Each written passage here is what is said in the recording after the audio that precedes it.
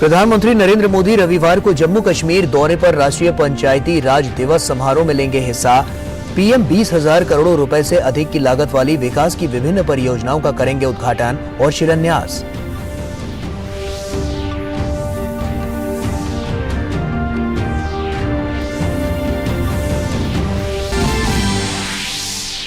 रविवार को मुंबई में प्रधानमंत्री नरेंद्र मोदी को प्रथम लता दीनानाथ मंगेशकर पुरस्कार से किया जाएगा सम्मानित। राष्ट्र निर्माण में अनुकरणीय योगदान के लिए प्रधानमंत्री को मिलेगा पुरस्कार। प्रधानमंत्री ने कहा, लता दीदी से जुड़े पुरस्कार को लेकर हूं विनम्र और आभारी।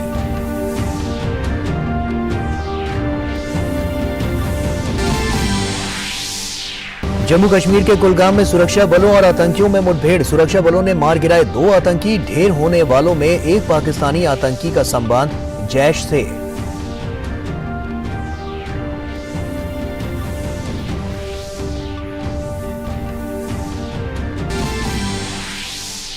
सूचना प्रसारण मंत्रालय ने निजी चैनलों को चेतावनी जारी कर निंदनीय सुर्खियों से बचने की दी सलाह। टीवी डिबेट में असंसदीय भाषा के इस्तेमाल, मनगढ़ंत दावे करने वाले पत्रकारों के खिलाफ अपनाया गंभीर रुख। यूक्रेन रूस संघर्ष और विशेष रूप से उत्तर पश्चिम दिल्ली की घटनाओं का दिया गया हवाला। टीवी समाचार सामग्री और बहस कार्यक्रम में संहिता का पाया गया उल्लंघन। फ्रांस में रविवार को होगा राष्ट्रपति चुनाव का निर्णायक चरण। वर्तमान राष्ट्रपति इमैनुअल मैक्रों का दक्षिणपंथी उम्मीदवार मरीन ले पेन से होगा मुकाबला। 10 अप्रैल को हुए पहले चरण के चुनाव में मैक्रों को मिली थी बढ़त। इस चरण का विजेता बनेगा फ्रांस का अगला राष्ट्रपति।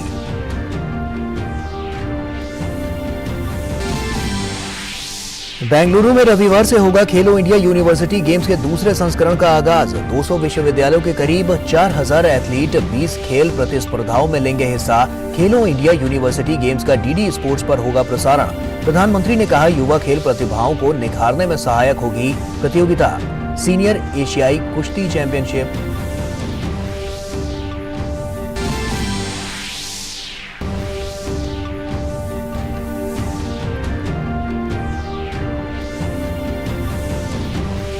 सीनियर एशियाई कुश्ती चैंपियनशिप में ओलंपिक रजत पदक विजेता रवि दहिया ने जीता स्वर्ण पदक। ओलंपिक के कांस्य विजेता बजरंग पूनिया को मिला रजत पदक। उधर भारत की पुरुष कंपाउंड तीरंदाजी टीम ने विश्व कप स्टेज 1 में फ्रांस को हराकर जीता गोल्ड मेडल।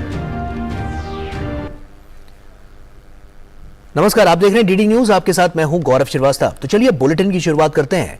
दुनिया के सबसे बड़े लोकतांत्रिक देश भारत में लोकतंत्र को जमीनी स्तर तक मजबूत करने के लिए देश के पंचायती राज व्यवस्था एक बड़ी भूमिका उसमें निभा रही है। ग्रामीण स्तर तक लोकतंत्र को और ज्यादा कैसे सशक्त किया जाए, इसको लेकर कल होने वाले पंचायती राज कार्यक्रम में प्रधानमंत्री मोदी देश की पंचायतों को संबोधित करेंगे। प्रधानमंत्री मोदी कल जम्मू कश्मीर के दौरे के दौरान कई विकास योजनाओं की सौगातें भी देंगे। प्रधानमंत्री नरेंद्र मोदी रविवार को राष्ट्रीय पंचायती राज दिवस समारोह में भाग लेने के लिए जम्मू एवं कश्मीर का दौरा करेंगे और देश भर की सभी ग्राम सभाओं को संबोधित करेंगे। वो सांबा जिले की पल्ली पंचायत का दौरा करेंगे। प्रधानमंत्री नरेंद्र मोदी की इस पहल से केंद्र शासित प्रदेश जम्मू कश्मीर में पंचायती व्यवस्था को बल मिलेगा, जो केंद्र सरकार के प्रयासों से गठित हुई है। इस यात्रा के दौरान प्रधानमंत्री लगभग 20,000 करोड़ रुपए लागत वाली विकास की विभिन्न पहल का उद्घाटन और शिलान्यास करेंगे। प्रधानमंत्री अमृत सरोवर पहल का भी शुभारंभ करेंगे।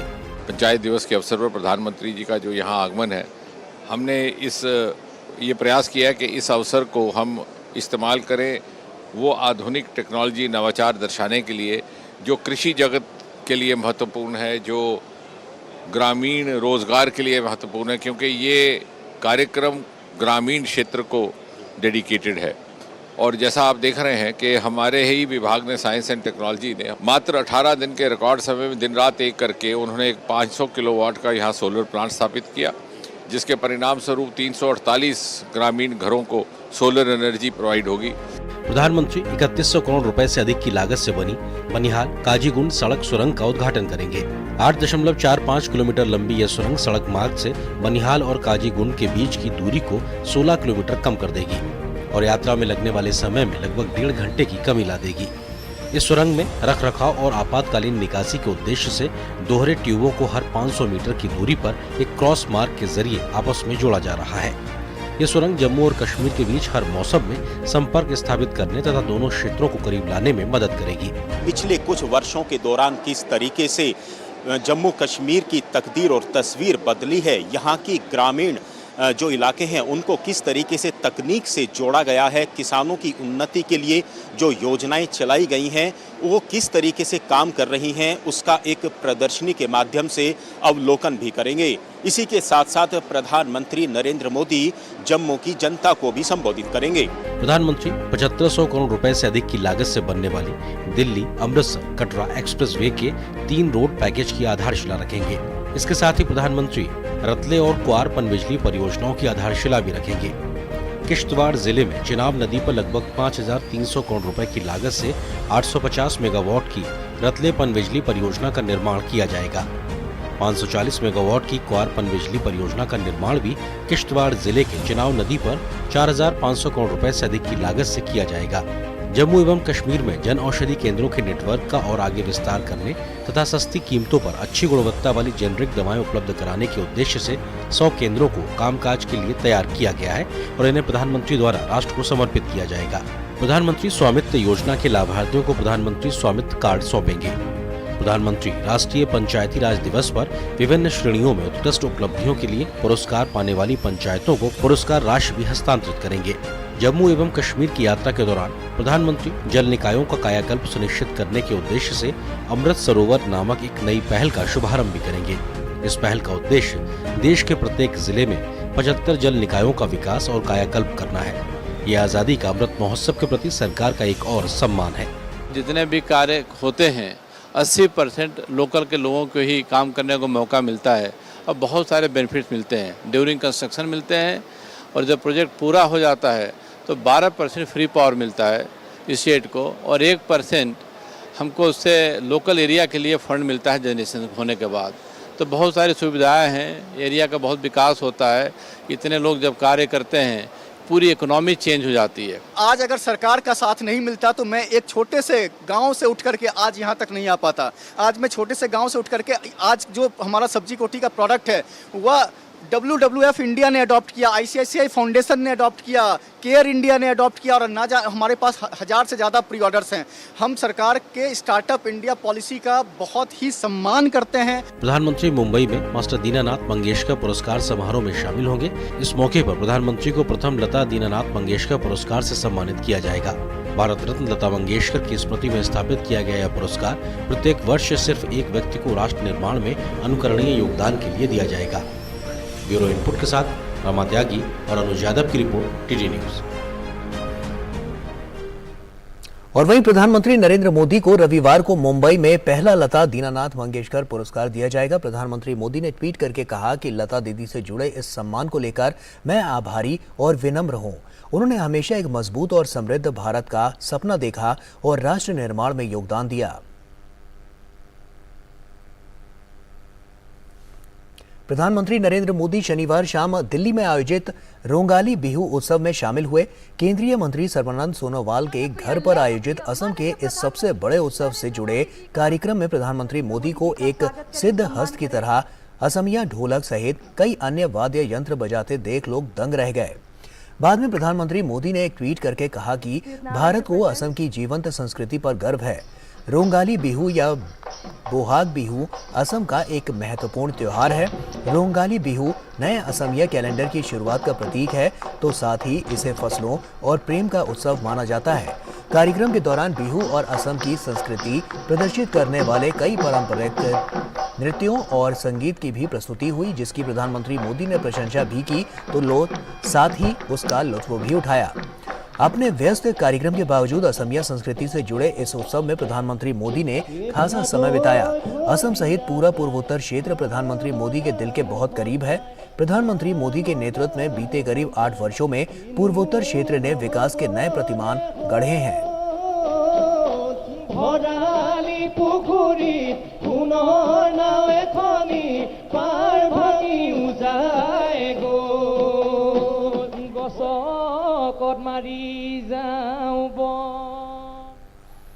और केंद्रीय सूचना एवं प्रसारण मंत्रालय ने युद्ध और सांप्रदायिक टकराव संबंधी रिपोर्टिंग को लेकर मीडिया को एडवाइजरी जारी की। इसमें मीडिया को सलाह दी गई है कि वो भड़काऊ भाषा का प्रयोग ना करे और ऐसी आधी अधूरी रिपोर्टिंग से बचे जिससे मित्र देशों के साथ संबंधों पर दुष्प्रभाव पड़ सकता है। केंद्रीय सूचना एवं प्रसारण मंत्री अनुराग सिंह ठाकुर ने कहा कि निजी चैनलों ने मित्र देशों के बारे में आधी अधूरी जानकारी प्रसारित की थी। केंद्रीय मंत्री ने बताया कि इसके लिए नोटिस भी दिया गया है और भविष्य में ऐसी गलती ना हो इसके लिए भी कहा गया है। अलग अलग चैनल्स पे जो दिखाया जा रहा था वो मित्र देशों से लेकर बाकियों के बारे में भी आधी अधूरी जानकारी और जिस तरह से वो खबरें दिखाई जा रही थी उसके ऊपर मंत्रालय ने उनको ये नोटिस भी दिया है और भविष्य में ऐसी गलतियां ना हो उसके लिए भी कहा गया है। उधर जम्मू कश्मीर के कुलगाम में सुरक्षा बलों ने एक मुठभेड़ में 2 आतंकियों को मार गिराया। यह मुठभेड़ कुलगाम जिले के मिरहमा इलाके में हुई। मारे गए आतंकियों में से एक पाकिस्तानी था और आतंकी संगठन जैश ए मोहम्मद से जुड़ा हुआ था। जम्मू कश्मीर पुलिस के मुताबिक उसे जैश के 3 से 4 आतंकियों के छिपे होने की खबर मिली थी। इसके बाद सुरक्षा बलों के साथ मिलकर उस जगह को घेरा गया। घेरा डालते ही मुठभेड़ शुरू हुई जिसमें 2 आतंकी मारे गए।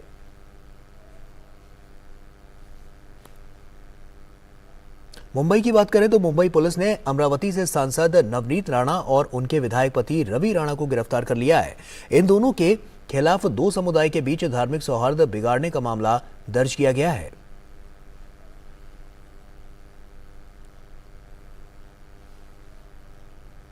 और केंद्रीय गृह और सहकारिता मंत्री अमित शाह रविवार को पुडुचेरी का दौरा करेंगे। चेन्नई पहुंचने पर अमित शाह का शानदार स्वागत किया गया। केंद्रीय मंत्री एल मुरुगन, भाजपा के राज्य अध्यक्ष के अन्नामलाई और अन्य भाजपा नेताओं ने उनका जोरदार स्वागत किया। केंद्रीय गृह मंत्री रविवार को पुडुचेरी में श्री अरबिंदो के 150वें जन्मोत्सव में हिस्सा लेंगे। वो कई विकास परियोजनाओं की शुरुआत भी करेंगे।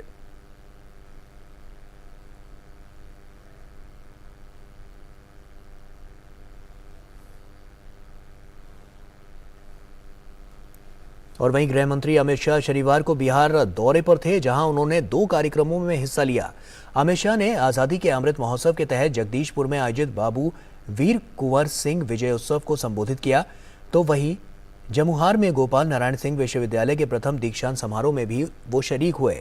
बिहार के मुख्यमंत्री नीतीश कुमार ने गृह मंत्री से मुलाकात की और कई मुद्दों पर चर्चा की।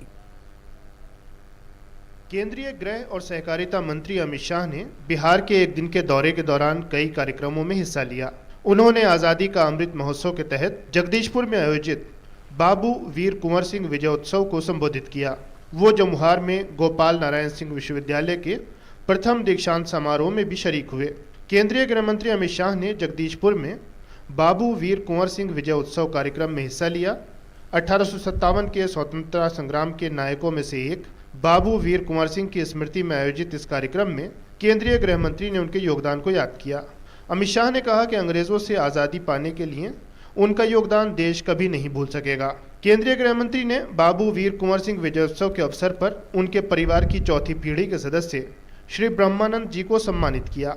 163 साल पहले 80 साल की उम्र के कुंवर सिंह जी ने इस क्षेत्र को अंग्रेजों से आजाद करने का काम किया। आज कुंवर सिंह जी को श्रद्धांजलि देने लाखों लोग चिलचिलाती धूप में आए हैं। मैं फिर से एक बार आप सभी को प्रणाम करना चाहता हूं।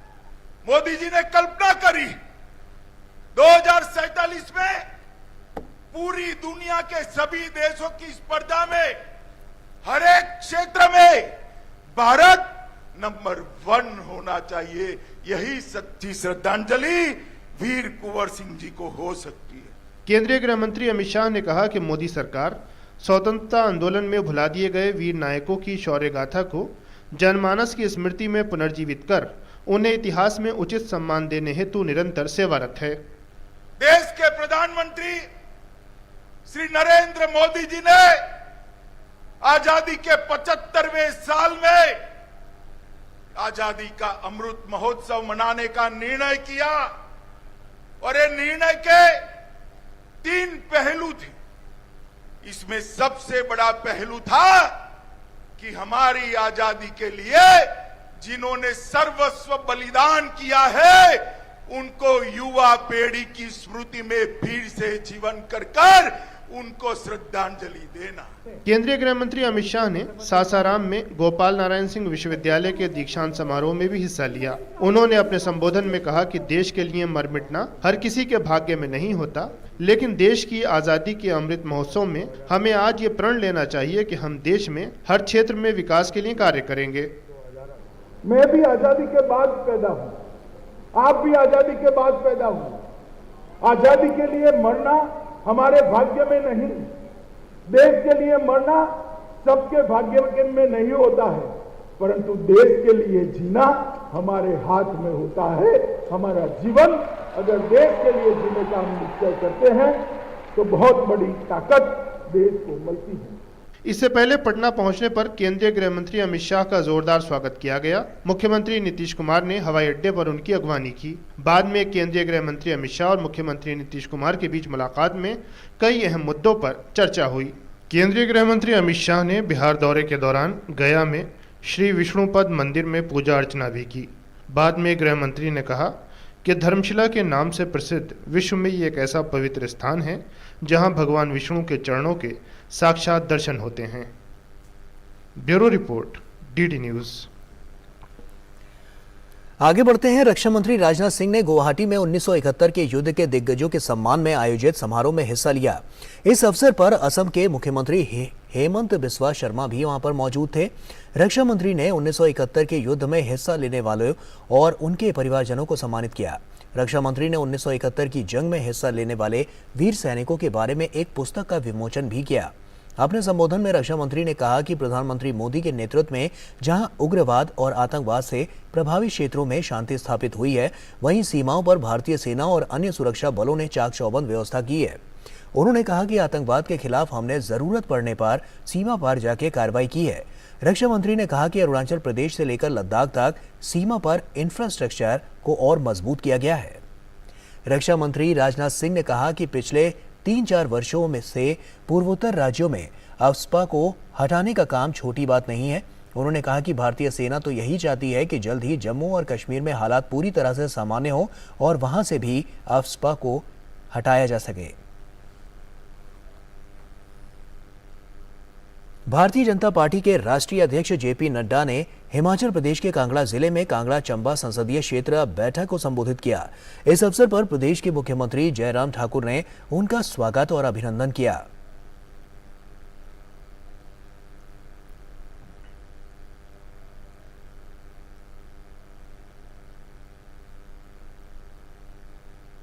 भाजपा के राष्ट्रीय अध्यक्ष ने हिमाचल प्रदेश प्रवास के दौरान कांगड़ा जिले में स्थित 51 शक्ति पीठों में से एक मां ब्रजेश्वरी देवी के दर्शन और पूजन किया। उन्होंने समस्त प्रदेश और देशवासियों की समृद्धि और खुशहाली की कामना की। पत्रकारों से बात करते हुए भाजपा अध्यक्ष ने विश्वास व्यक्त किया कि हिमाचल प्रदेश की जनता भाजपा को फिर से आशीर्वाद देगी।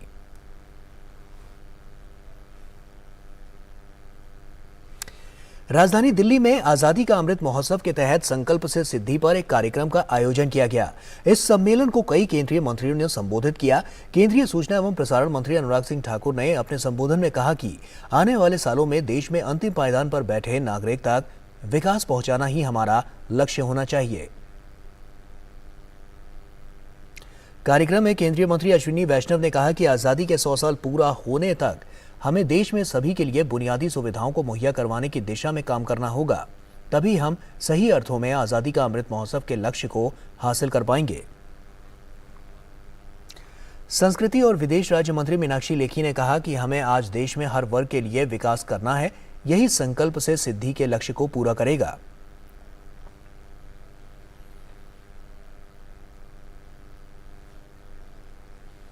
और चंडीगढ़ के बुड़ैल जेल के पास संदिग्ध सामग्री मिलने से हड़कंप मच गया। इस घटना की सूचना मिलते ही चंडीगढ़ पुलिस और मोहाली पुलिस ने इलाके को घेर लिया और तलाशी शुरू कर दी। बम निरोधक दस्ता फौरन मौके पर पहुंचकर जांच कर रहा है।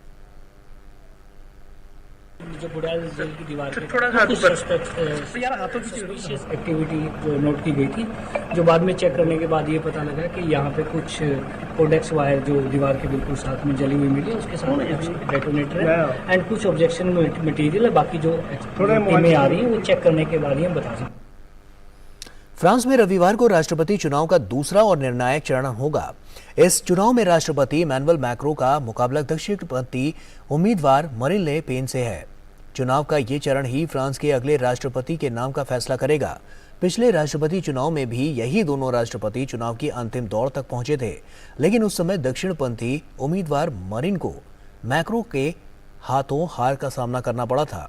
10 अप्रैल को हुए पहले चरण के चुनाव में राष्ट्रपति मैक्रो को बढ़त मिली थी। सर्वेक्षणों के अनुसार इस चरण में भी वो बढ़त बनाए हुए हैं।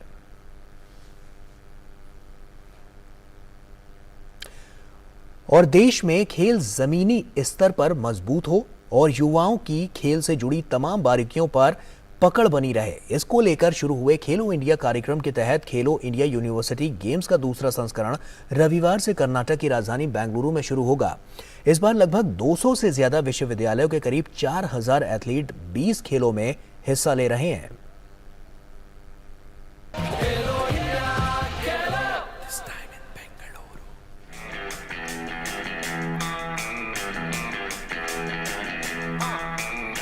खेलो इंडिया यूनिवर्सिटी गेम्स के लिए मंच सज चुका है और 24 अप्रैल को भव्य उद्घाटन समारोह के साथ इन खेलों का आगाज हो जाएगा। KIUG 2021 के दूसरे सीजन में लगभग 200 विश्वविद्यालयों के करीब 4000 एथलीट 20 विषयों में शीर्ष सम्मान के लिए प्रतिस्पर्धा करेंगे। तीरंदाजी, एथलेटिक्स, बैडमिंटन, बास्केटबॉल, मुक्केबाजी, तलवारबाजी, फुटबॉल, कुश्ती और कराटे में कुल 257 स्वर्ण पदक प्राप्त होंगे। स्वदेशी खेल मलखंब और योगासन को इस वर्ष विशेष आकर्षण के रूप में जोड़ा गया है। KIUG 2021 बेंगलुरु में 5 स्थानों पर होगा, जिसमें Jain global university campus, Jain sports school, Kanteerava stadium complex, field marshal Cariappa hockey stadium और भारतीय खेल प्राधिकरण शामिल है। कांति रवा स्टेडियम कॉम्प्लेक्स में उद्घाटन समारोह भी आयोजित किया जाएगा। प्रधानमंत्री मोदी जी के खेलों को बढ़ावा देने के लिए जो एक प्लेटफॉर्म तैयार किया है, ये बहुत ही सफल प्रयोग रहा है।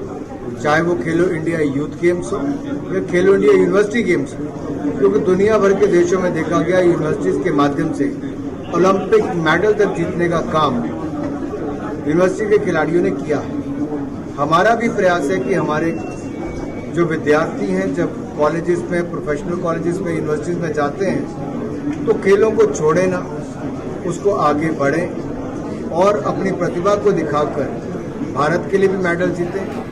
प्रसिद्ध भारतीय तैराक श्री हरि नटराज, स्प्रिंटर दूती चंद, निशानेबाज दिव्यांश सिंह पवार KIUG 2021 में भाग लेने वाले प्रमुख एथलीटों में से एक होंगे।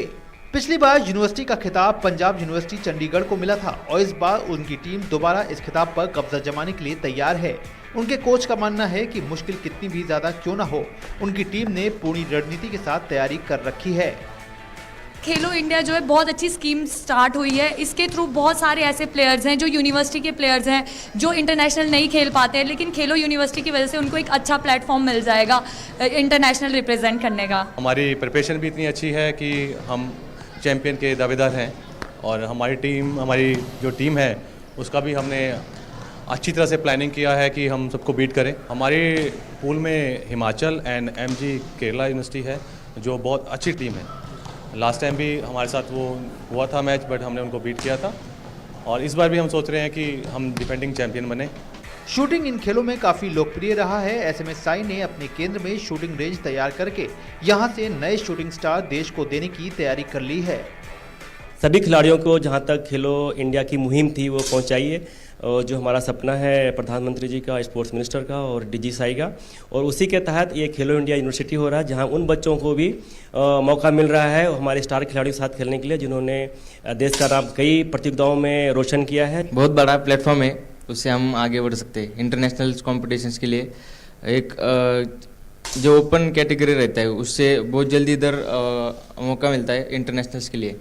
इन खेलों को गो ग्रीन की तर्ज पर भी आयोजित किया जा रहा है, जहां पर नो वेस्टेज पर खासा ध्यान रखा जाएगा। वहीं इलेक्ट्रिकल व्हीकल का इस्तेमाल किया जाएगा ताकि प्रदूषण कम से कम हो सके।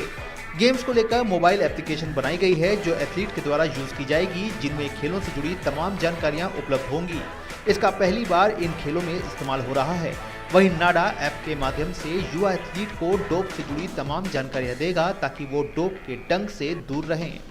इन खेलों को वर्ल्ड यूनिवर्सिटी गेम्स क्वालिफायर के लिए भी महत्वपूर्ण माना जा रहा है, जो कि 26 जून से चीन में खेले जाएंगे। दूरदर्शन नेटवर्क पर इन खेलों का सीधा प्रसारण आप देख पाएंगे, जिसके लिए 70 से ज्यादा कैमरे, एक रोप कैमरा और 6 रोबोटिक कैमरे इंस्टॉल किए गए हैं, जो इन खेलों पर अपनी नजर रखेंगे और रोमांचक तस्वीरें दर्शकों तक पहुंचाएंगे। तो हो जाइए तैयार खेलो इंडिया यूनिवर्सिटी गेम्स के रोमांचक मुकाबले को देखने के लिए। ये यूनिवर्सिटी गेम उन नए खिलाड़ियों के लिए नई सौगात लेकर के आएगा, जो आने वाले समय में देश के लिए बड़ी प्रतियोगिताओं में शिरकत करके देश का न केवल नाम रोशन करेंगे, बल्कि उनको बड़े पदक दिलाने में कामयाब होंगे। तो हो जाइए तैयार देखने के लिए 2021 खेलो इंडिया यूनिवर्सिटी गेम्स, और अगले 10 दिन के इस रोमांचक खेल के रोमांचक परिणाम पर होगी हमारी नजर। मेरे सहयोगी स्मृति रंजन के साथ मैं मुकेश शुक्ला, डीडी न्यूज बैंगलोर।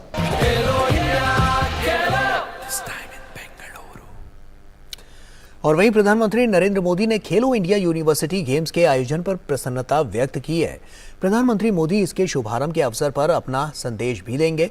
उन्होंने ट्वीट करके कहा कि ये बेहद खुशी का अवसर है कि कल बेंगलुरु में खेलो इंडिया यूनिवर्सिटी गेम्स का शुभारंभ हो रहा है। ये प्रतियोगिता हमारे युवा खिलाड़ियों की प्रतिभा को निखारने में सहायक होगी। मैं खेलों की शुरुआत पर अपना संदेश भी साझा करूंगा। और सीनियर एशियाई कुश्ती चैंपियनशिप में भारतीय खिलाड़ियों का शानदार प्रदर्शन देखने को मिला है। ओलंपिक में रजत पदक जीतने वाले भारतीय पहलवान रवि दहिया ने एशियाई कुश्ती चैंपियनशिप में स्वर्ण जीतने में सफलता हासिल की। रवि ने 57 किलोग्राम वर्ग में स्वर्ण पदक अपने नाम किया। रवि ने फाइनल में कजाकिस्तान के रखत कलजान को टेक्निकल सुपीरियोरिटी से हराया। और वहीं ओलंपिक में कांस्य पदक जीतने वाले बजरंग पुनिया को 65 किलो वर्ग में रजत पदक से संतोष करना पड़ा। बजरंग फाइनल में ईरान के रहमान मूसा से 3-1 से हार गए।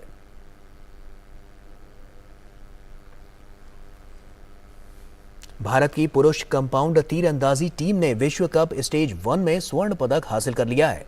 अभिषेक वर्मा, रजत चौहान और अमन सैनी की तिकड़ी ने फाइनल में फ्रांस को 1 पॉइंट से हराने में सफलता पाई। और इसी के साथ फिलहाल इस बुलेटिन में इतना ही। आप बने रहिए डीडी न्यूज के साथ। नमस्कार।